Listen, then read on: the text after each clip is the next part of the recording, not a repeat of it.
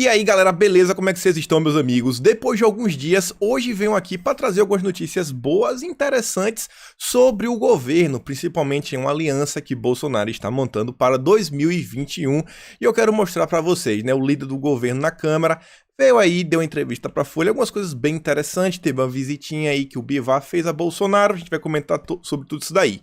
Mas antes, tem uma notícia meio complicada para dar, que é sobre a aliança Lula-Ciro, eu coloquei esse nome, mas podem traduzir sobre a Frente Ampla. Falei para vocês, tem umas 2, 3 semanas, a coisa está começando a tomar uma certa forma. A esquerda está começando a se organizar. Depois vamos falar aqui sobre o Barroso, onde eu vou falar de questão de eleição e de prisão, revistas íntimas, vocês vão entender. Vamos falar sobre o Dória. Gente, o Dória que tanto está pedindo pressa, ele não entregou dados suficientes. O Instituto Butantan não está integrando dados, está escondendo e a Anvisa está reclamando. Mostrar para vocês, né? Vamos também falar sobre a live de Bolsonaro, tem algumas coisas interessantes que ele falou de candidatos e sobre o fim do comunismo. Quero mostrar para vocês o vale tudo da esquerda. A esquerda passou agora de todos os limites no sentido de passar pano pro o que é impossível de passar pano. Acho que só dá para falar assim. E vamos falar depois uma notícia muito boa sobre Guedes e o V da vitória, questões econômicas, criação de emprego e outras coisas. Mas vamos começar primeiro sobre algo não tão bom. Lula e Ciro Gomes. Rede Globo ontem soltou uma série de reportagens confirmando, falando, olha só, nós conseguimos com exclusividade informações que Lula e Ciro Gomes, que estavam rompidos desde 2018, se encontraram em São Paulo e selaram a paz. Falando que quem inclusive intermediou esse contato foi o Camilo Santana, o governador petista do Ceará. Essa matéria primeira não traz muita coisa interessante, vamos aqui para a segunda, porque vai estar tudo que essa primeira traz. Aquela ali foi só uma chamada que a Globo fez, né, para fazer o clickbait. Mas aqui vem, ó. Enquanto Lula e Ciro se reconciliam, PT e PDT brigam para se eleger em Fortaleza. E essa matéria é interessante, vejam só. A pacificação entre o presidente Lula e Ciro Gomes já começou em setembro, a Globo disse que recebeu informação. Como mostrou o Globo, não se refletiu na relação dos partidos de ambos em Fortaleza, capital onde a eleição municipal pode ser considerada um teste para o partido de Ciro rumo a 2022. O que ele está falando? Está tendo um embate, o PT e o PDT, inclusive a candidata petista, a Luciane Lins, esse é o nome dela, ela, inclusive, foi até a justiça para tentar impedir algumas coisas da candidatura do José Sarto, que é do PDT. A Luciane Lins, inclusive, participou ativamente da CPM das fake news, recebeu o documentozinho do Alexandre Frota, que continha informações do ANAN, tentou pressionar o pessoal na época. Mas vejam só, né? Vou mostrar aqui primeiro um certo assim, a questão eleitoral, pesquisa de votos, e vocês percebem o seguinte, ó, o candidato Ciro Gomes, ele sai de 15 para 22, cresceu 7 pontos, e a Luciane tem 19, eram 25, ela perdeu 6. Mas a grande questão é o seguinte, se a gente soma a pesquisa inicial, a esquerda detinha 40%. Agora, se você soma, a esquerda detém 41%. A esquerda ganhou 1% a mais, margem de erro. Mas percebam que a esquerda segue firme e forte em Fortaleza, 41% das intenções de votos, quando você soma ambos os candidatos. Já o Wagner, que lidera, vem com 31%. Espero muito que pelo menos os eleitores do José Sarto, sabe, em um eventual segundo turno com o PT, fala assim, não, cara, sei lá, não tem aquela galera que vota no Ciro, mas porque acha que o Ciro é um bom administrador, aquilo outro, papapá, tititi. Espero que esse pessoal repense bem. Mas vejam só, apesar de tantas nuances em disputa, a aproximação entre Lula e Ciro torna viável um cenário em que Sarto e Luciane apoiam um ao outro em um segundo turno. Óbvio que isso vai acontecer. Por mais que esteja um grande embate na esquerda em Fortaleza, e não só em Fortaleza, como ao redor do país, no Rio de Janeiro também está acontecendo isso, e outros estados, você vê, não, até vamos nos unir para o segundo turno. Isso óbvio que vai acontecer, como sempre ocorre em todas as eleições. Mas vocês vão entender por que a esquerda está em público nas eleições fingindo que está brigando, e por trás dos bastidores o Ciro e o Lula estão fazendo as pazes. Inclusive eu acho que vocês já, ou quem vem acompanhando o canal já sabe, né? Por quê? Alguns dias atrás, uns 20 dias atrás, mostrei para vocês essa matéria aqui, que foi uma entrevista com a Benedita da Silva, ela explicando sobre a questão do Rio de Janeiro. Eu quero só relembrar uns pontos. Ela falava o seguinte, ó, A senhora e Marta Rocha têm evitado se confrontar, um pouco diferente do que acontece no plano nacional com Lula e Ciro Gomes. É o contrário, eles fizeram as pazes e elas agora estão começando a trocar certas farpas. E olha só, poucas pessoas conhecem o Lula como eu conheço. Uma das coisas que ele disse para todas as candidatas e candidatos do PT foi: diga o que você vai fazer para a sua cidade. 2022 é 2022. O partido cuida de 2022, vocês cuidam da cidade. Tava claro aqui já. Essa aproximação, essas pazes, está aqui. Ó, pode se degladiar à vontade nas eleições. Em 2022, a gente já está acertando aqui, tanto eu quanto Ciro Gomes. Para quem não sabe, a Marta Rocha é do PDT, é do partido de Ciro Gomes. Ainda diz que se ganhar, pensa em colocar o Ciro Gomes na prefeitura aí em algum cargo. Vai vendo. Mas enfim. Olha só, a desunião da esquerda não pode ter um custo alto, e ela falava, pô, eu sairia do vice do Freixo, sabe? Pô, tem que fazer, cara, a gente tem que tentar fortalecer a esquerda em torno de uma única chapa. E ela fala, ó, seria viável uma aliança até mais ampla, com o PSOL, PT, PCdoB, PDT, PSB. Esse era o nosso sonho de consumo. E aí você vê, né, voltando pro dia de ontem, questão Lula e Ciro Gomes. Presidente do PT diz que a aproximação com Ciro passa por um pedido de desculpas a Lula e ao partido. A Gleisi Hoffmann está falando isso, que o Ciro tem que pedir desculpas, que merece, que ele falou muita coisa com o Lula. Isso aí é besteira, é balela. Mas tem umas coisas importantes nessa reportagem, que é o seguinte, ó. Mais cedo, em entrevista à Rádio Arapuã FM, Gleisi afirmou que qualquer gesto que contribua para unir a oposição é importante. Olha o aceno da esquerda. Temos que nos unir. Qualquer coisa que promova a união é importante. E você vê aqui, ó. Já o ex-governador Tarso Genro considera que o encontro Lula e Ciro foi histórico e que pode gerar frutos no futuro, porque realmente são os dois maiores partidos de esquerda hoje no Brasil, o PDT de Ciro Gomes e o PT do Lula, de seu Companhia Limitada. E olha o seguinte, resumindo, que o encontro tenha ocorrido, acho que foi extraordinário, porque não haverá saída para a crise e não haverá Brasil a ser governado com seriedade, com estabilidade no futuro, olha só, se de forma unitária as grandes forças políticas não firmarem um pacto de transição, formarem uma frente ampla. Petista com atuação independente da direção partidária, o Tarso afirma que hoje não sabe se o presidente Jair Bolsonaro terminará o seu mandato. Balela. Agora é o seguinte, ó. Mas entende que os líderes de oposição precisam estar alinhados. Vocês conseguem ver que todos os líderes e figuras de esquerda grandes estão começando a falar isso. Vocês estão começando a ver que já começou um eco nesse discurso. Não é um fala, outro fala. Ah, a gente tem que se unir, tem que se unir. Não, agora está sendo quase todo mundo. É uma unanimidade. A esquerda, gente, tá parando de brigar. Isso é complicado. E olha o seguinte, ó. Em 2022, o governo de qualquer jeito irá terminar. E aí o Brasil precisa de uma renovação de métodos políticos, precisa de uma recomposição de diálogo político civilizado. Só reclamando do governo, mas aqui é importante de novo. Isso tem que ser consertado com as lideranças que tem grande credibilidade política. Se aconteceu, esse é um encontro histórico que promete muito para o próximo período. Olha só, as lideranças têm que fazer, e está tendo. Todos estão conversando sobre isso. O ex-governador tem trabalhado para unir as forças de esquerda desde o início do governo Bolsonaro. Só realmente está tentando. E olha o seguinte. Indagado, se encontra o primeiro passo para a construção de uma candidatura única, olha só, a frente ampla, uma única candidatura para derrubar Bolsonaro. Ele diz o seguinte, ó, acho que isso tem que estar no horizonte. Essa questão de 2022. Mas não pode ser meta, porque as forças políticas têm direito de algum momento a apresentar suas características próprias para pleitear uma eleição presidencial. Acho que a polarização que tem que ocorrer em 2022 é entre o campo democrático e social e o campo vinculado ao protofascismo e à extrema-direita. Traduzindo, ele falando que a gente tem que polarizar entre a esquerda mesmo e a direita. Esquece essa galera assim meio de centro, a gente tem que fechar isso daí. Agora ele fala o seguinte, ó. Não pode ser a meta. Não pode ser a meta. Por quê? Porque eles ainda veem, eles já meio que entenderam que 2022 a priori está garantido. Eles têm que se unir não por causa da presidência, mas por causa do Senado, governos, Câmara, né, deputados federais e estaduais, eles sabem disso. Agora, para 2022, aí o jogo pode mudar um pouquinho. Quem tem 10 anos hoje vai poder votar.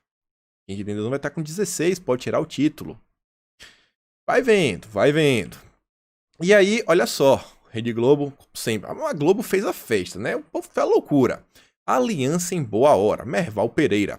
Ciro Gomes e Lula estão certos em selar a paz, porque a esquerda precisa se unir em torno de temas e não ficar se digladiando.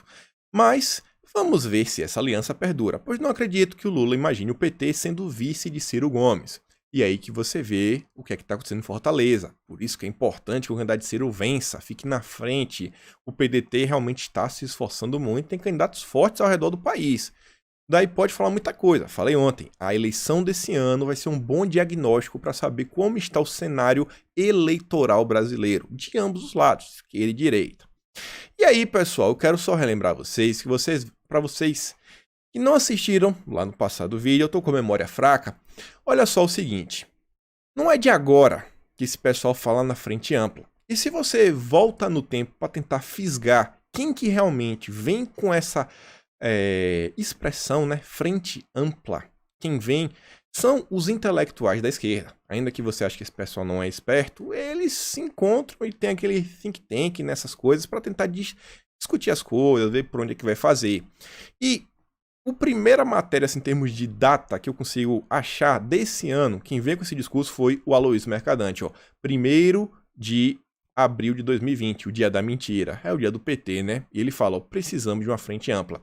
O Mercadante, ele é o presidente da Fundação Perseu Abramo. Quem não sabe o que é isso, é a fundação do PT, só que é os intelectuais do PT, sabe? É o núcleo ideológico, o núcleo pensante do partido. Então, ele é o cara por trás disso. Juntamente ele, com José Disseu e outras coisas. Logo depois, em abril, poucos dias, veio Disseu para falar o seguinte, que a hora é agora. É a hora da união da esquerda. Ele fala, ó, a esquerda precisa engolir o choro, aceitar que sozinha a gente não vai meio que vencer e tentar trazer a direita liberal, que é, assim, Rodrigo Maia, a pessoa do novo MBL, para perto e tentar, né, abocanhar mais coisas, cargos, comissões, ajudar, ter força, né, para poder disputar não a presidência da Câmara, mas para pleitear, sabe, poder, cadeiras chaves no Congresso. Já falar de presidência da Câmara logo menos, mas coisa interessante para o nosso lado, não para a esquerda. Depois você vê, ó, na época, 3 de abril também, na mesma época, falando, ó, a esquerda deveria se juntar com a direita democrática. Já falava da questão do Flávio Dino com o Luciano Huck. Mostrei para vocês, pô, isso aqui eu não vou lembrar o dia, mas deve ter em torno de um mês e um quebradinho. Felipe Neto falando, ó, a frente ampla, que onde o PT abriu mão e começou a apoiar outras candidaturas, as pessoas estão disparadas. E ele fala da questão da Manuela Dávila, que é a Manuela Dávila e Edmilson Rodrigues lá em Belém. Aí você vê, ó, época, em junho, quantas casas restam para a consolidação de uma frente ampla contra Bolsonaro? Ele tá falando, ó, Marcelo Freixo, falando da questão da frente ampla. Marcelo Freixo havia sido convocado para conversar com integrantes do grupo de articulação política do Luciano Huck, que eu falo para vocês, o principal, tem muito aqui, ó, Paulo Artung. Esse aqui é o número 1, Arminio Fraga também, mas Paulo Artung é o nome. É um dos líderes do Renova BR, é o cara que organiza para o Luciano Huck, inclusive tá vendo a possibilidade de sua candidatura, né? O Flávio Dino tá negociando com o Rodolfo Rodrigues, o Paulo Artung, que não é de hoje. Vocês veem a época de novo, ó. Esquerda e direita democráticas têm que acordar. Falando em frente ampla, cita, ó, o Aloysio Mercadante, hoje, presidente do Baçu do PT, Fundação Perseu Abramo. Falam, cara, a gente tem que ver, cara. Não é por enquanto aqui, ó. Disse em entrevista para a coluna no site da época que o PT só toparia conversar no segundo turno sobre união com a direita em 2022. A direita, nova esquerda. Vocês sabem o que ele tá falando. Você vê, ó, PT lança plano de reconstrução. PT tá vindo firme e forte. Tem aí, parceria com Ciro. Olha só, uma live de 4 horas contando a conversa da Dilma, do Lula, aqui, Lula, Haddad, Glaze, Mercadante, a Dilma também estava lá. E esse plano de reconstrução é uma estrutura que vai ser formada em torno do PT, PDT, PSOL, Rede, PSB e PCdoB. Todos os partidos de esquerda. Vai vendo como são as coisas. Isso aí foi dia 25 de setembro, essa live. E aí que falava de novo a matéria, essa matéria aqui da Isto É, quem quiser procura aí, reconstrução do PT, vocês vão achar. Mas, se você está preocupado, achando que o PT está se juntando, você deve realmente ficar preocupado, porque grande parte da direita parece que não acordou para isso, mas nosso presidente acordou. Na verdade, não acordou não. Ele está acordado isso aí desde o primeiro dia do governo. Não digo do primeiro dia. Pra gente fazer a meia-culpa e não falar que a gente passa pano demais. Mas desde que Maia foi eleito. Acho que quando o Maia foi eleito, ele percebeu que a presidência da Câmara era algo muito interessante. E teve uma matéria ontem que eu não vi muita repercussão, mas ó, líder do governo. Quando o líder do governo fala, vale a pena escutar. Inclusive aí ele falou que a questão da Constituinte, ele se desculpou, falou, ó, eu não devia ter feito isso, sem conversar com o governo, finalmente. Mas vejam só, o líder do governo na Câmara, o Ricardo Barros, diz que o presidente Jair Bolsonaro se aliou ao Centrão por uma questão de bom senso. Fora o centro, ele teria esquerda. Não é o caso de ter que ceder, é apenas bom senso. Gente, o próprio Bolsonaro veio a público no Facebook, alguém perguntou, pô, Bolsonaro, você está se juntando com o Centrão, com isso, aquilo, outro? Ele fala o seguinte, eu preciso de 308 deputados do meu lado me apoiando. Ah, não sei o que, você tem? Me sugira com quem que eu vou me aliar. Bolsonaro precisa. Isso é a coisa mais básica do básico, do básico, do básico, do básico. Então tá aí, precisa ter, é apenas bom senso, ele precisa de 308, tirando o pessoal da esquerda, sobram 373. Eu não acho que tem 308 num espectro de 373 deputados de direita. Mas veja só o seguinte, o deputado avalia que Bolsonaro teve de se aliar a quem criticou o passado justamente para cumprir o plano de governo. Bolsonaro não se aliou com o Centrão, acordão, proteger Flávio, porque Bolsonaro... Cara, qual é o único motivo a não ser cumprir o plano de governo? Tentar fazer as coisas andarem. Ele só queria fazer o Brasil andar. Olha só, na entrevista, Barros ainda disse que errou a não consultar o governo sobre a nova Constituinte. Parabéns, Barros. É assim, tem que falar, pô. Não tem problema. Todo mundo escorrega na banana. Agora essas coisas, falo e refalo. Tem que ir na manha. Enquanto líder do governo na Câmara, o que você fala tem um peso muito maior do que se você só fosse um deputado no meio de tantos outros. Aí ele também faz minha culpa, que diz que vai preparar o texto com proposta de plebiscito sobre o tema e depois avaliará quando apresentará. Para não dizer que ele está completamente... Ele não quer sair por baixo. Só vai começar isso daí, né? Mas enfim, olha as coisas interessantes. O senhor é líder de uma base composta em grande parte por partidos do chamado Centrão. Isso não vai contra o discurso inicial do presidente, não é um contrassenso. E aí o Barros fala o seguinte... O presidente Bolsonaro se elegeu com 10% dos deputados em seu partido. Ele é de direita. Bolsonaro é de direita. Ao se aliar com o centro para governar, passa a ser centro-direita. Uma aliança centro-direita. Não Bolsonaro, ele continua de direita. Ele poderá, nesse presidencialismo de coalizão, entregar o seu programa de governo. Por quê? Porque Bolsonaro terá maioria para isso. Olha só. Ao fazer a coalizão e receber o apoio desse partido de centro, permite que pessoas desses partidos possam colocar em prática o programa partidário nas áreas em que o governo lhes convida para atuar. Já falei para vocês algumas vezes. Deputado, gente, não é igual presidente. Só os deputados que têm posições chaves. Os caras não têm mídia, sabe? Tem 573. Se eu lhe pedir hoje o nome de 100, você sabe? Você não sabe. Agora você conhece o nome do Maia, você conhece o nome de Bolsonaro, você conhece o nome de vários governadores ao redor do país. Pessoas em posições executivas têm mídia. Os deputados, às vezes, só querem bater uma foto perto de Bolsonaro. Esse pessoal quer se perpetuar no poder. Então, o que o Bolsonaro fala é, cara, vem jogar comigo. Aí ele faz o quê? Eu vou te dar a relatoria da lei do gás. Vai lá. Leva a lei do gás, da reforma do gás. Eu vou te dar aqui a relatoria do marco do saneamento. Você aqui. Então o pessoal começa a ter uma participação maior. Tá fazendo, nem cargo tá dando. E aí você vê, ó. O presidente se considera de centro-direita. O eleitorado dele não rechaça essa classificação. Olha o que o próprio Barro diz. Ele não é centro-direita. Bolsonaro é de direita. O seu governo é que passa a ser uma coalizão aí, no caso de centro-direita, que está trazendo a galera do centro. E o pessoal assim que não tem tanta ideologia quer brilhar. O pessoal quer brilhar. Só isso daí. Então você vê, Bolsonaro segue firme e forte. O próprio líder do governo está falando, cara, ele não é de centro-direita. Esquece isso, amigo. Esquece isso. Ele está fazendo o que dá. E olha só, acha que ele descumpriu um princípio de campanha ao se aliar com o Centrão? Ele fala mais uma vez, é justamente para poder cumprir o plano de governo que Bolsonaro precisa da maioria.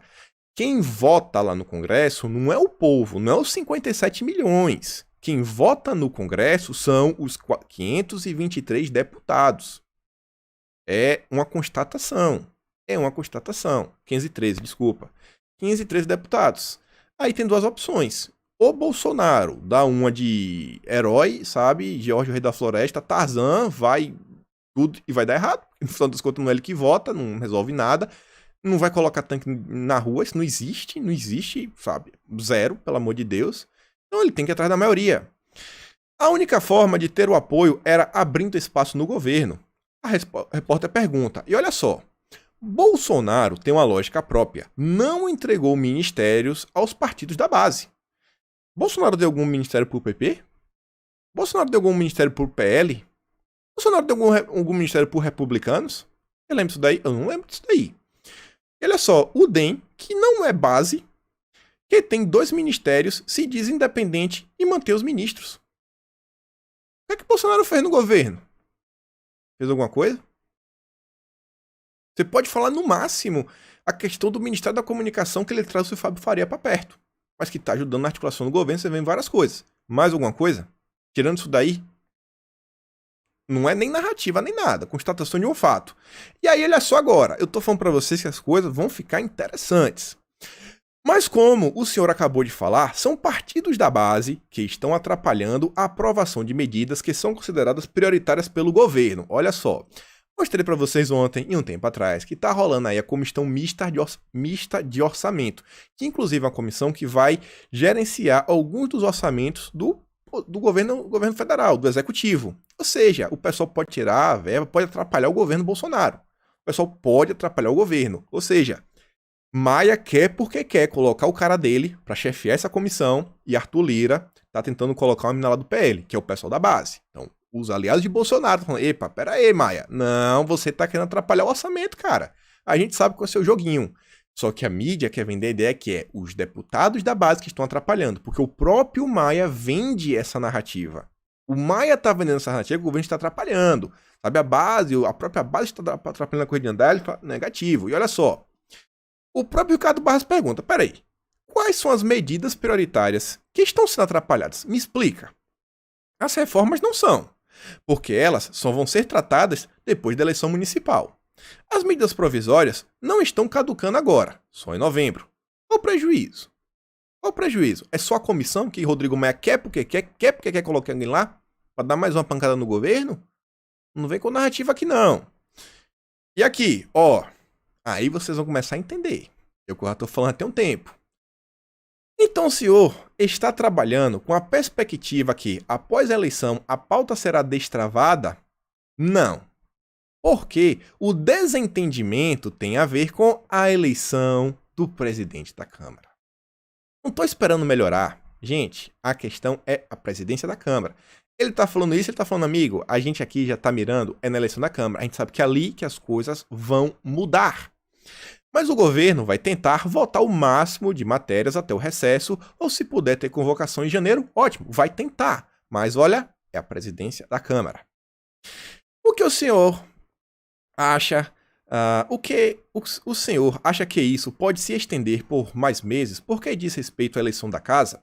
Dito isto, o senhor acha que o Congresso tem condições de aprovar uma proposta do Renda Cidadã ainda em 2020? E olha só, o governo tem condições de aprovar tudo o que quiser. Precisa ter sessão, quórum e maioria. Quem é que convoca as sessões? Quem é que coloca as coisas em pautas? Eu acho que é o presidente da Câmara. O Ricardo Barros não falou que agora o governo tem maioria? Eu vou mostrar pra você uma matéria antagonista que pela primeira vez eu senti, sabe, tive o sentimento que eu dei um furo de notícia antes do antagonista. Mas calma lá. Mas o senhor admite a possibilidade de que essa discussão ficar para o ano que vem? Ele falou, não admito nada. Estou dizendo que para cada alternativa tem um remédio. A meta é tentar votar tudo. A gente vai tentar. O Rodrigo Maia quer entregar a reforma tributária votada, não quer? Quer.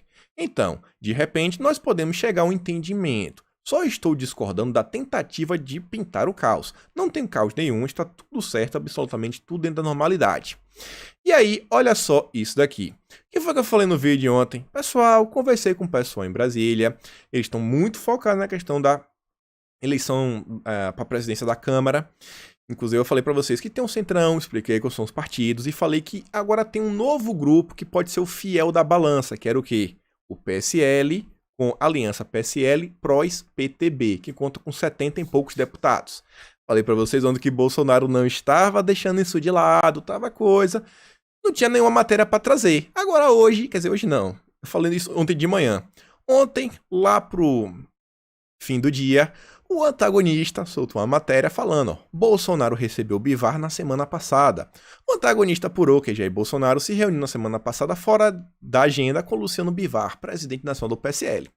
Tinha avisado, a formação veio coisa.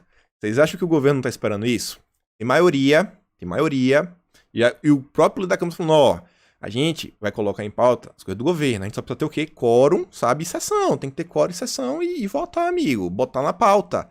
Rodrigo Maia que não quer. Então vocês estão tentando criar uma narrativa para descredibilizar o governo.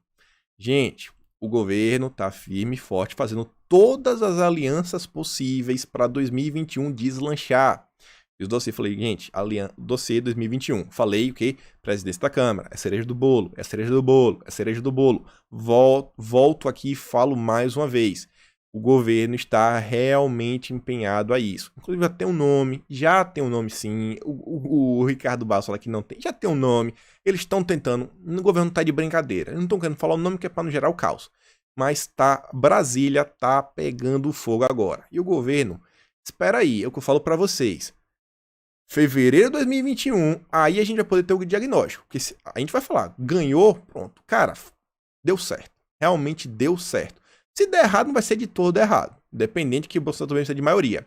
Mas todas as movimentações do governo, gente, para você ter o diagnóstico final do governo, vai ser fevereiro de 2021. Eleição do presidente da Câmara.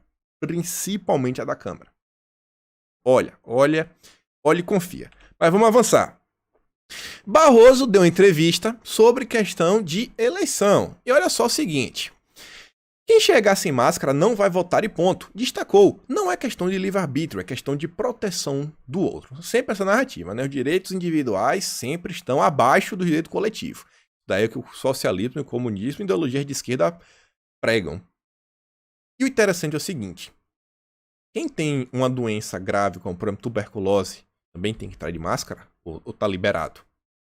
Você vê como são as coisas? Nunca teve isso, mas dessa vez agora, meu Deus do céu, né? O ministro acredita que as abstenções, que costumam ser altas, não devem atingir patamares tão altos neste ano. A sociedade brasileira tem se tornado mais mobilizada, ela anseia pela atuação política e as eleições municipais são decisivas na vida das pessoas, porque define coisas importantes como educação, saúde e saneamento básico. Olha só, Barroso também representa muito da esquerda. Se Barroso está falando que não vai ter tanta abstenção, é porque dentro da esquerda já existe, sabe, a intenção de fazer com que a maior quantidade de pessoas saiam às urnas, inclusive os jovens. Eu não estou acompanhando nenhum canal de adolescentes, mas eu tenho certeza que para quem fala com o público de 14 a 18, eu vou valendo o que eles já estão falando, que o jovem precisa se engajar, tire seu título de eleitor, comece a voltar aos 16, vá, se engaje, vote no Boulos em São Paulo. Lá no Fortaleza tem o PT e o PDT, e no Rio Grande do Sul, você mora em Porto Alegre, você tem a Manuela Dávila. Vocês duvidam disso? E olha só, sobre o voto ser obrigatório no Brasil, para Barroso, a democracia brasileira ainda precisa desse empurrãozinho, como definiu. Em um futuro próximo, eu espero ter voto facultativo, mas ainda não. O voto facultativo favorece muito o voto radical, dos extremos, e agora precisamos de moderação. Tá vendo, né? Ele joga de acordo com o que é melhor para a esquerda. No dia que para a esquerda vale a pena o facultativo, ele coloca o facultativo. E aí, outra medida que interessa o ministro, ele fala isso o tempo todo, é modernizar o sistema eleitoral através da tecnologia. Isso poderia permitir, por exemplo, os gastos que se tem hoje. Ele aí fala da questão do que? Eleição digital, o voto do futuro, e diz que mais de 30 empresas como Amazon, Microsoft e IBM já se candidataram para isso. E olha só, elas são testes de simulação nesta eleição e vão apresentar seus modelos para modernizar o nosso sistema, que já é exemplar no mundo. Nunca houve fraudes. Aécio e Dilma que o digam, hein? Aécio e Dilma que o digam. Gente, em lugar nenhum do mundo está se discutindo sobre isso. Só o Barroso, o grande iluminista, que quer trazer voto digital para o Brasil. O ministro disse também que não entende a obsessão que algumas pessoas têm com o voto impresso, esse sim passível de fraude segundo ele. Cara, em uma urna, urna eletrônica, do lado tem uma impressora que vai imprimir um voto, vai cair num saco selado, uma urna. Você vai verificar os votos da impressora, da urna eletrônica primeiro. Se você tiver dúvida, você pode pedir para comparar. Vamos comparar aqui para ver. Onde que está, gente? Onde está, sabe, a fraude aqui? Ele tá querendo se fazer piada, falando que não, o pessoal não quer uma urna eletrônica com impressora, o pessoal quer de volta o canhotinho. É isso que ele tá falando. A gente sabe como é o Barroso, né? Ardiloso. E aí, olha só, 95% das doações do Vale do Silício foram para Joe Biden. E aí? O Vale do Silício são essas empresas que vão estar aí, essas 30 empresas que vão estar aí promovendo o Vale do Futuro. É isso daqui, ó. 95% delas doaram para Joe Biden. As doações dela foram 20 vezes maiores para Biden do que para o pé do Trump. E aí, falando no Barroso ainda, eu não vou mostrar a matéria como um todo, mas o Dias Toffoli, eu não sei se fez por bem, sabe, para tirar de pauta e não voltar mais isso e deixar aí parado por 20 anos, ou se ele tirou de pauta para quando a sociedade parar de prestar atenção sobre esse assunto, ele botar de volta e eles aprovarem na calada da noite. Mas o STF suspendeu o julgamento sobre a legalidade da revista íntima. Mas não pode revistar ou não pode? Pode ou não pode? Quem começou foi o Fachin. Votou como? Não. É ilegal. Você está ferindo a dignidade das pessoas. Depois veio o Alexandre de Moraes. Acredite se quiser. O Alexandre de Moraes falou, cara, tem que deixar a revista íntima. Não pode tirar. Aí veio o Barroso. Que o Barroso votou pelo quê? Para ter revista ou para não ter? E por último, a Rosa Weber votou, não, eu também quero que acabar com revista íntima. Aí o Toffoli, eu espero que seja no ato assim, de nobreza, falou, não, cara, vamos parar aqui, porque isso aqui tá indo pro caminho meio complicado, a gente não pode derrubar isso aqui, não. Peraí, a gente tá passando do limite. Acho que estamos passando do limite. Aí você vê, né, quem é o Barrosinho. E ele, de novo, mais uma vez, tá lá na Band News, uma matéria pra Mônica Bergman, olha só. Ministro Luiz Roberto Barroso, do STF, sobre obrigatoriedade. Não posso antecipar voto, mas eu me considero uma pessoa adepta do iluminismo, que significa razão, ciência, humanismo, separação entre igreja e Estado. Logo mais no ponto a ponto na Band News.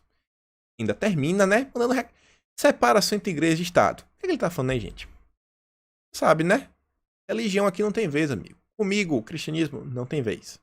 Viu? Beleza? Vai-te embora. Comigo aqui não. Essa é a tradução, linha direta, sem mimimi. E avançando aqui, já que a gente começou a falar de vacina, vamos falar do cara que tá escondendo os dados. Vem lá o João Dória chorar lá no início do dia, falando, não, recomendo ao presidente parar de me atacar e começar a trabalhar. O povo não quer briga, quer emprego. O Brasil não quer divisão, quer compaixão. O Brasil não quer um presidente que só pensa em reeleição. Oh, meu Deus do céu. Piada. João Dória é pura piada. E aí Bolsonaro veio lá na live e falou, ô amigo, ó, ninguém vai tomar sua vacina na marra não, tá ok? Procura outro. Eu, que sou governo, o dinheiro não é meu, é do povo. Não vou comprar a sua vacina também não, tá ok? Procura outro pra pagar a sua vacina aí. Fala, cara, procura e paga, velho. Paga o dinheiro do Estado. Aqui não, amigo. Aqui não. Bolsonaro falou em transmissão, né? Deu uma resposta pro Dória. É uma resposta meio atravessada. Eu gosto. Mas fico naquela, né? A narrativa que isso daí pode criar. Mas vai dizer, a gente gosta. Quem não gosta disso? Só que olha só o seguinte, gente. O Dória, que tá falando que Bolsonaro não trabalha, ele deveria pedir pros seus subalternos trabalharem. Porque o pessoal do Butantan está cobrando os insumos, sabe? Poder comprar, só que ainda não entregou nenhum estudo clínico pro pessoal da Anvisa. Como relata aqui a Gazeta Brasil, e olha só. O Instituto Butantan vem cobrando desde a semana passada a liberação dos insumos para conseguir produzir a vacina dos amiguinhos, né, do Dória. Porém, o local entregou à Anvisa, apenas entregou os estudos pré-clínicos de submissão contínua. E olha só, sabe o que é isso, pré-clínico? São estudos feitos em laboratórios e nos animais e antecedem estudos feitos em humanos. Nem teve ainda. Mas já quer comprar. Não, a gente quer comprar e produzir e vai aplicar em todo mundo. Não, desculpa. Comprar é diferente de aplicar. Foi o que o Dória falou lá pro Datena, né? Vai vendo, mas parece, o governo e a Anvisa tem que trabalhar. Porém, segundo a apuração da CNN, o Butantan, até o momento, não enviou os dados dos estudos já concluídos em humanos na fase 1 e 2. Porque ele falava que não, que a gente já tem, que isso, mas já tem 1 e 2. Mas, tá, vocês não mandaram. Manda aí, por favor. E aí, ó. Além disso, também não foram enviados à Anvisa o relatório das boas práticas para a produção da vacina em larga escala. E aí, Dória? Conversa menos, amigo. Vai trabalhar. Você que tá tão espivitadozinho reclamando do governo, da Anvisa. A Anvisa tá tentando te ajudar, cara. Agora trabalha aí, Dória. Trabalha, para de reclamar e trabalha, sabe? Ou então saia do governo, é a melhor coisa. Ninguém mais lhe atura. Ninguém mais atura o João Dória. Inclusive, gente, quero convocá-lo dia 1º de novembro. Em São Paulo vai ter na Avenida Paulista, mas quem quiser ir se manifestar ao redor do Brasil, acho que Dória é um inimigo do Brasil, sabe? É um traidor da pátria, deveria ser julgado até sobre isso aí, traição à pátria. Vai ter a manifestação a partir das 2 horas em frente aí ao MASP. E aí, gente, mostrei aqui no vídeo, que foi um vídeo que teve até uma visualização bem baixa no canal, mas vale a pena porque é ligado ao Instituto Butantan. Eles soltaram a matéria no dia 8 de agosto de 2020. E o que é que eles estão falando? Que eles querem produzir. Queremos começar a produzir. Queremos começar a produzir. É o site oficial deles. Eu não estou pegando isso daqui nem da mídia, nem do Globo. É o site oficial do Instituto Butantan. Mostrei para vocês. Olha só, vacina. Olha para que é. COVID-19. Olha só. E tem isso aqui, ó. A imagem estava em alta resolução. Mostrei para vocês da última vez. E tem algo aqui, ó. Lote. Eu acho que realmente é o lote. Aqui tem um FAB e um VAL, que eu acho que é fabricação e validade. Olha a data de fabricação. 9/04/2020. Dia 9 de abril de 2020. Como que isso daqui foi produzido no dia 9 de abril de 2020? Se não estão nem conseguindo comprar os insumos, já tinham descoberto a cura em 9 de abril. Que história é essa? Acho que falta aí uma explicação por parte do governo de São Paulo sobre essa coisa aqui, né? Tá muito estranho, mas muito estranho mesmo. Fotos oficiais do site oficial, butantan.gov.br. Não é de nenhum site assim, isso, aquilo, outro. Espero explicações do Dória. Continuando aqui, falar sobre agora Bolsonaro, a live visita do Maranhão. Grande mídia, como sempre, chorando, em vez de noticiar, né, que o povo, sabe, prestigiando o presidente, vem chorar. Sem máscara, Bolsonaro provoca aglomeração em São Luís. Chora mais, Rede Globo. E aí, olha só o UOL. Bolsonaro volta a criticar PCdoB e Dino e questiona a volta em Manuela Dávila. Procura outro para pagar tua vacina, diz Bolsonaro em ataque a Dória. Bolsonaro se trapalha de Dilma para defender o decreto do SUS que revogou. Bolsonaro diz que pedirá reunião e tentará sensibilizar Putin por Robson. A Renata diz, né? Disfarça um pouco essa tua tara pelo Bolsonaro, ó. Sabe? É qualquer coisa para vender narrativa para tentar derrubar o governo. Esse pessoal não descansa. Eles não descansam. Mas enfim. Bolsonaro veio a público ontem, mais uma vez, pedir, gente, sabe, cara, ajuda. Ele falou assim, vota quem quiser, mas na real, gente, ele tá pedindo, cara, ajuda, gente. O Brasil não pode continuar desse jeito. Ele tá falando, cara, Minas Gerais, mais uma vez, ele pediu o voto pro Bruno Engler. Falou, gente, vota no Bruno Engler, por favor. Sabe, Calil, gente, Calil com a oposição. Oposição, você não deixar o cara ganhar. Cadê a direita em Minas Gerais? Depois, formalizou apoio a Celso Russomano. Inclusive, Bolsonaro ontem, o pessoal tinha me avisado mais cedo, falou, ó, vai ter uma live, ele vai falar sobre o Russomano, e ele vai apresentar as coisas de porquê, sabe, tem que dar o voto de confiança no Russomano. Vocês viram que a live não foi na hora normal, foi atrasada, por isso que às vezes não deve ter dado certo. Mas o pessoal me garantiu que coisas como o governo federal vem criando, como por exemplo, o Conta Pra Mim e algumas diretrizes que o Nadalinho, o pessoal do Ministério da Educação vem criando, o Russomano se comprometeu a aplicar em São Paulo. Ou seja, Bolsonaro fez exigências. Existem exigências para ele apoiar o Russomano. E, meus amigos, independente disso, você tem o Bruno Covas, que é o PSDB, que é uma aliança Ásia, você sabe o que é, e você tem um Boulos. Então, acho que já é motivo suficiente. O Russomano vai te decepcionar, cara, mas é o que temos. E eu me preocupo com São Paulo por um motivo único, não é porque eu tenho uma tara no Russomano, mas porque é o segundo maior PIB no Brasil, sabe? Eu tenho um colega que trabalha em empresa grande, que produz aí perfumes e várias coisas, e cremes, empresa grande no Brasil, que a empresa ficou sem funcionar no início do ano, porque São Paulo fechou as portas. Indústria gigante. Fechou as portas, São Paulo não estava recebendo nada. Então impacta o Brasil inteiro. No Rio de Janeiro, ele falou, galera, é o Crivella. É o Crivella, cara, por diversas razões, é o mesmo partido russomano, que é o mesmo partido dos filhos, é o Republicanos, que já tá vendo o apoio para a eleição da presidência, para aprovar, inclusive, as pautas do governo. Todo mundo aqui quer que o governo aprove as pautas. Cara, o Bolsonaro tá tentando fazer de tudo, tá buscando apoio, sabe? Ele é o presidente, ele não é mais deputado, ele não é o presidente da Câmara, ele tá fazendo o que ele pode. Falou, é o Crivella. Quiser, não quiser, cara. Ele falou, inclusive, falou, quem não quiser votar, não vota. Ele falou, ó, tá lá uma que falou que pode colocar o Ciro Gomes pra trabalhar, que é a Marta Rocha do PDT, que tá crescendo nas pesquisas. E o outro você já conhece. Não vou reclamar nem nada disso aqui. Ele não quis criar inimizade com o Eduardo Paes. Eduardo Paes, eu acho que não sei, cara. Não, pelo menos não tá aliado com o governo. E aí, Bolsonaro falou sobre os comunistas. Aí que Bolsonaro, aí ele não perdoou. Os comunistas, ele não teve pena. Falou, cara, a gente tá fazendo de tudo. Ele falou, ó, 2022, já estamos tentando... Gente, se ele tá falando 2000, ele falou a questão. Eu organizar a ideia. Ele falou que, principalmente no Maranhão, cara, é o segundo pior indicadores de tudo. Ele falou assim, como é que pode um cara do Partido Comunista do Brasil, PCdoB, cara, é inaceitável, sabe? Como é que pode ter o comunismo no Brasil ainda?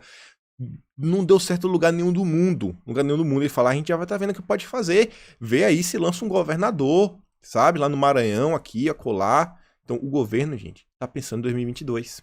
O governo tá pensando. Agora, a militância precisa dar forcinha. A militância precisa dar uma força pro governo. E aí, olha só. Com liderança de Manuela Dávila, disputa pelo segundo lugar em Porto Alegre segue embolada. Gente, Manuela Dávila tá liderando em Porto Alegre. Cara, isso é muito preocupante. Ainda, cara, o Marquesan tem inúmeros absurdos. Inúmeros absurdos. Mas entre ele e a Manuela Dávila, cara, não tem o que decidir. Não tem nem o que conversar. Não tem nem o que ser questionado. Sabe? É um absurdo. É um absurdo, meus amigos. Não... Partido Comunista do Brasil, a gente tá em 2020. 2020. Sabe? Eu faço campanha pro Marquesan. Mas não vota na Manuela Dávila. Não vota na Manuela Dávila. Não deixa ela ganhar. E quero mostrar para vocês 12 segundos do vídeo que Bolsonaro postou. Eu não sei nem se ele mesmo percebeu, mas vejam só. Ele estava no meio da multidão e olha só isso daqui. Cadê?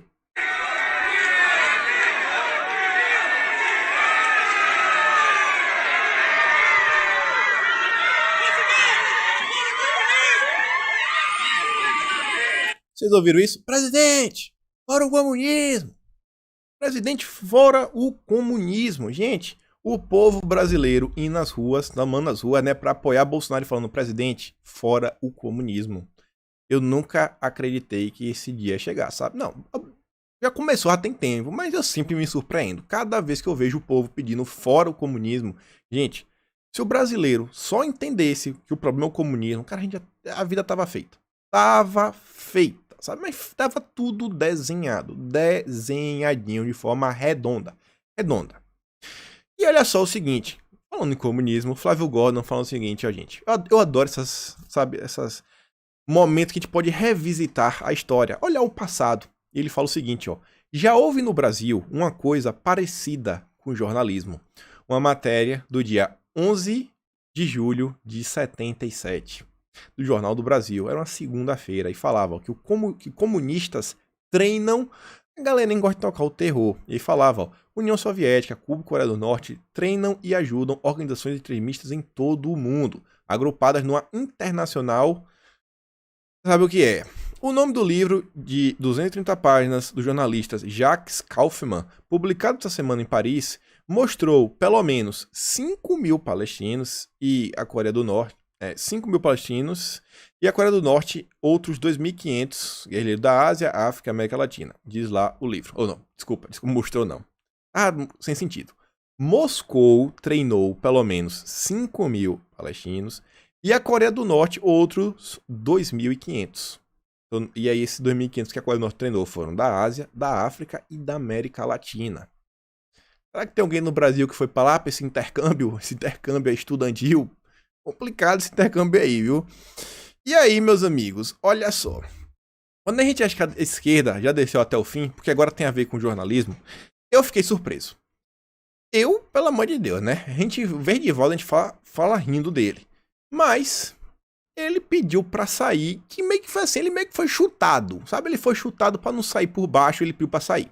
Foi chutado do jornal que ele ajudou a fundar, o The Intercept. Aí você vai falar, é isso mesmo, tem que sair, tem que sair, tem que sair. Calma, calma, calma, calma, calma. Não comemora assim, não. Que não é tão bom assim. Olha o seguinte, Renato fala, o ano 2020 tá doidão mesmo. E o Peru Vermaven fala, tem um monte de direitista americano que gosta do Glenn, porque ele vive batendo no establishment do Partido Democrata. É o tipo de gente, é tipo a gente concordando com o PCO. O PCO é um partido brasileiro aí ligado ao comunismo que vez ou outra critica a esquerda, sabe? E defende uns valores que a gente fala, pô, velho, tem que acabar com o desarmamento, isso, aquilo. Ele fala, o PCO, a gente vai virar PCO. Piadas, né? Gente, o Glenn, ele realmente, ele é compartilhado por gente importante da grande mídia americana. Inclusive, por exemplo, vocês devem conhecer o Paul Joseph Watson. YouTuber muito grande.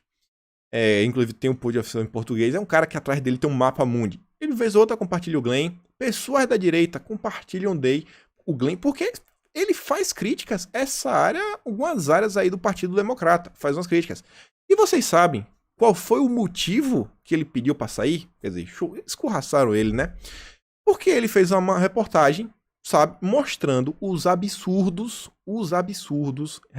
em relação ao Biden, ao laptop do filho dele, que está acontecendo.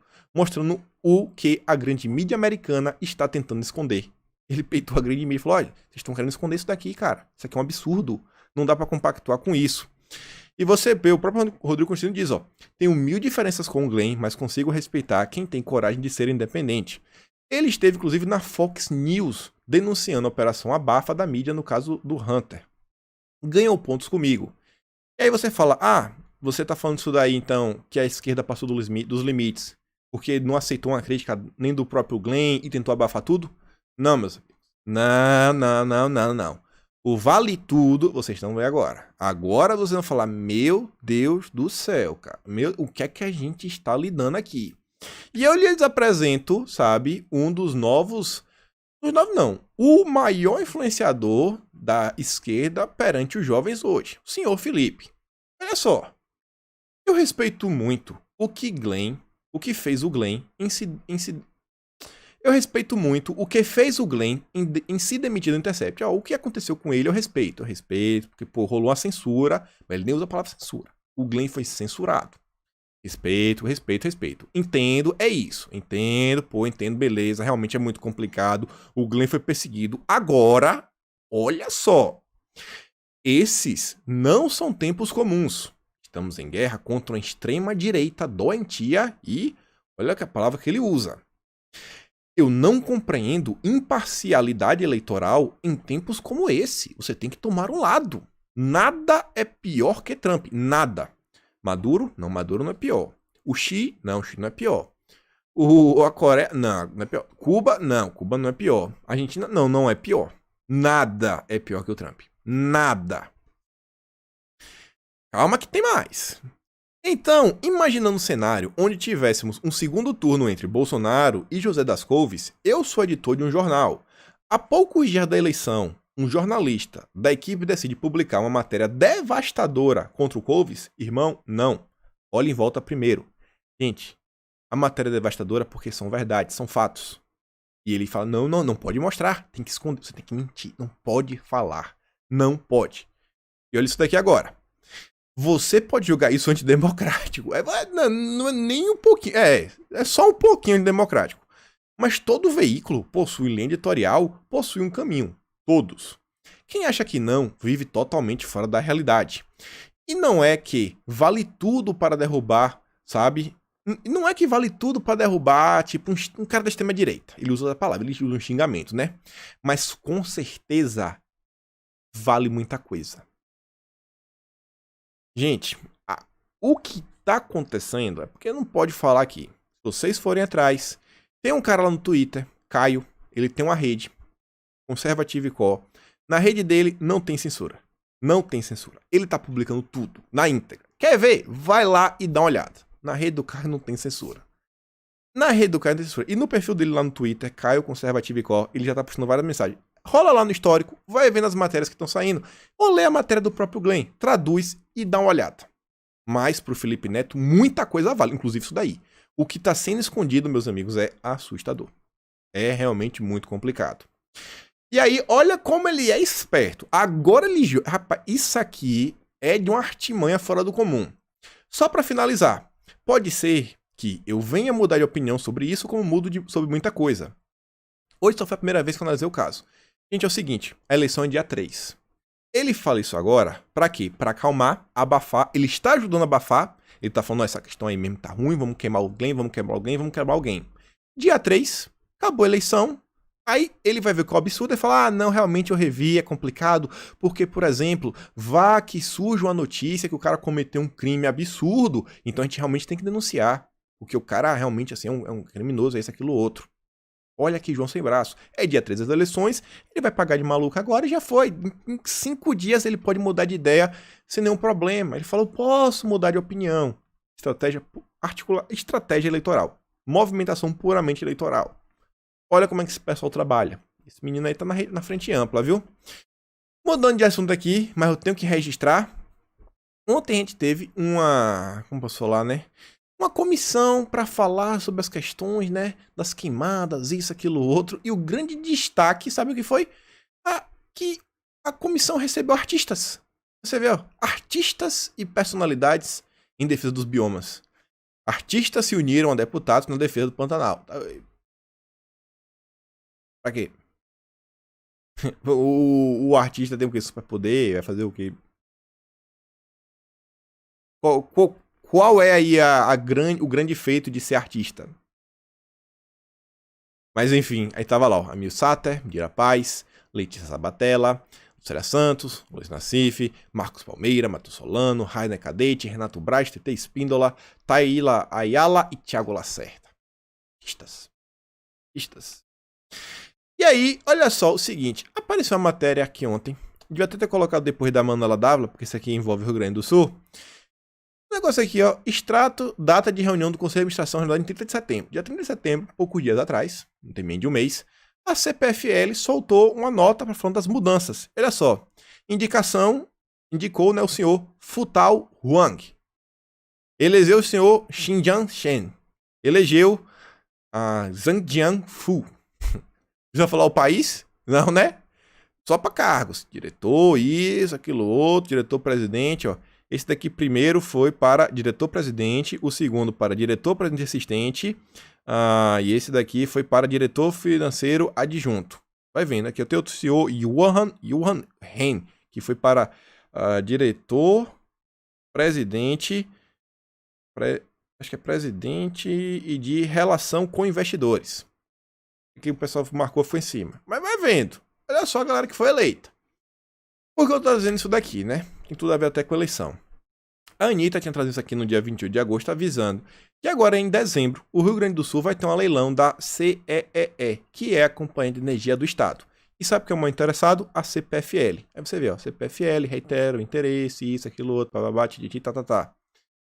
Você sabe que é o dono da CPFL, né? Se você não sabe, tem aqui, ó, um artigo que eu trouxe quando a gente falou, assim, pela primeira vez, mais profundamente sobre a nova Rota da Seda, escrito pelo próprio João Dória.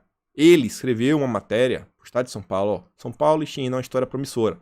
Uma nova Rota da Seda, e diz, ó, o investimento dos nossos amiguinhos é o que mais cresce no Brasil. Eles têm um estoque total de 70 bilhões investidos no Brasil. Em São Paulo, por exemplo, a State Grid comprou recentemente o controle da CPFL. A empresa chinesa comprou. Ou seja, eles vão comprar agora a energia de São Paulo e Rio Grande do Sul. Eles que controlam. Isso daí tá tudo já no plano da nova Rota da Seda, como o próprio João Dória falava. Olha o que está acontecendo diante dos nossos olhos. Manuela Dávila, eu tenho certeza que vai fazer de tudo para fazer com que esse acordo prospere. Vai vendo. E aí uma notícia boa, uma notícia rápida para fechar. Puta, eu queria gravar um vídeo com menos de 1 hora, cara, mas vai dar quase 1 hora. Guedes veio ontem a público, e o Guedes estava ontem nervosão, cara. Veio aí, falou de várias coisas, reformas que estão acontecendo, reformas financeiras, fala do Pix, uma coisinha aqui, a coisa lá que vai melhorar. Uso lá uns termos lá, devia ter botado o vídeo, mas não quero botar o vídeo porque o vídeo vai ficar longo. E aí você vê, ó, nessa entrevista ainda o Guedes falou da questão da Febraban, falando, ó, em audiência no Congresso mais cedo. Guedes também fez críticas à Federação Brasileira de Bancos. O ministro da Economia disse que a entidade é um cartório, uma instituição lobista. A Febraban financia até programa de estudo de ministro Gastador para ver se enfraquece ministro que quer defender, que defende acabar com esse privilégiozinho para esse cartóriozinho.